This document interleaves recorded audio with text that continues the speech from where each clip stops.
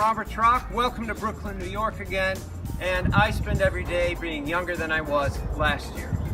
Well, last week when I left you, we were just starting to clean clutter. I don't know if you can see it that well, but clutter out of the garage that I'm turning into my How to Be Younger Than Last Year home gym. Well, we had a bit of an obstacle.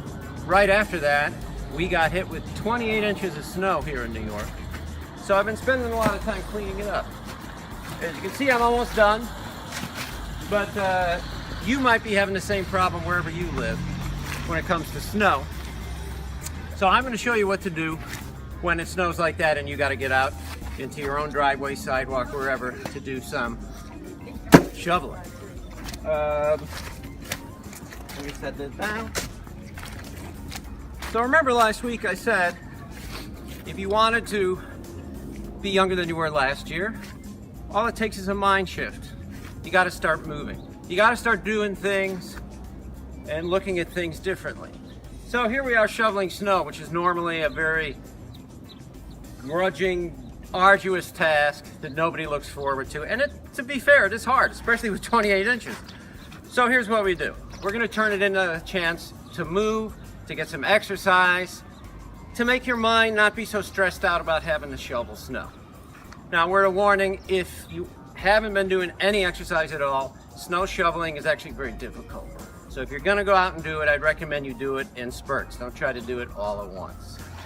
So step number one, it's all in your mind. What do? It's just snow, right? And this is life just like anything else. Eating, sleeping, whatever you're doing. So here we are right now. I want you to take your mind out of everything else and just put it right now. Take a deep breath. Look around.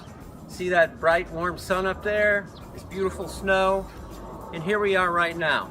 Be grateful that you even have a chance to move at all. So if you remember last week, we went over 3 exercises. Before you start shoveling, especially 28 inches of snow, which gets pretty tough, let's use these as warm-up exercises.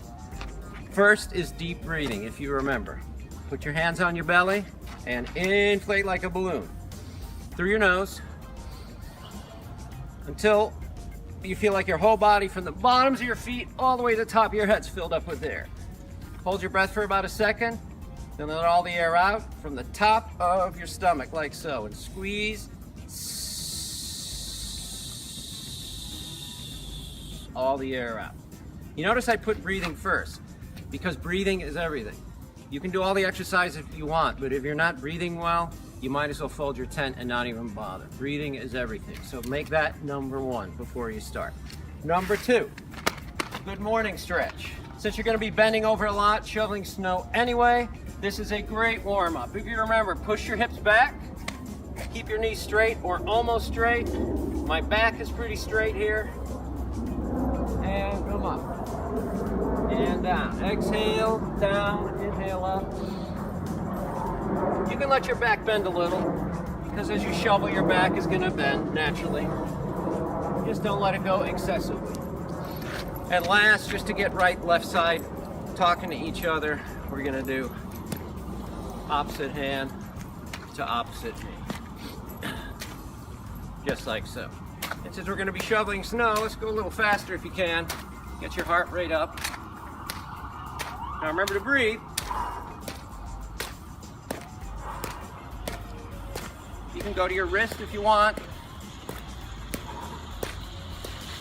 And we're ready to go. Here's my snow shovel. Just like last week when I went over how to pick up bins, there's a safer way to shovel snow too. Let's go over to this pile. So if you remember last week when I showed you how to pick up the bins, this is basically the same. Let's stick your hips back. This is the engine that drives your whole body.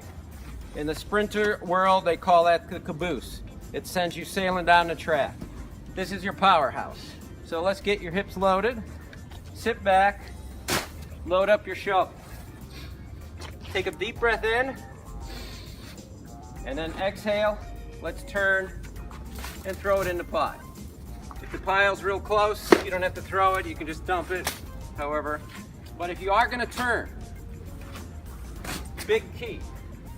Notice how I got my hips sticking back, stand up, Don't turn with your feet planted like so. Always release one of your hips. Notice how I let go of my hip here. That's much easier on your low back, right? And that's all there is to it. If you feel yourself getting out of breath, go inside, have some water, and you'll be good to go. Obviously, we didn't get to the bins today. I didn't get to carry those around. We had all this snow, which was an obstacle. But I turned this obstacle into a positive, an exercise session. Now, you're gonna have obstacles too, just like I said last week, but this is 2016, a new year for you. It's a new year for me too. So please don't hesitate to contact me. Ask me any questions. It's my job to help you figure out a way around these obstacles and help you find the good in the obstacle so you can just keep moving forward. This is your opportunity to seize the moment and be younger than you were last year.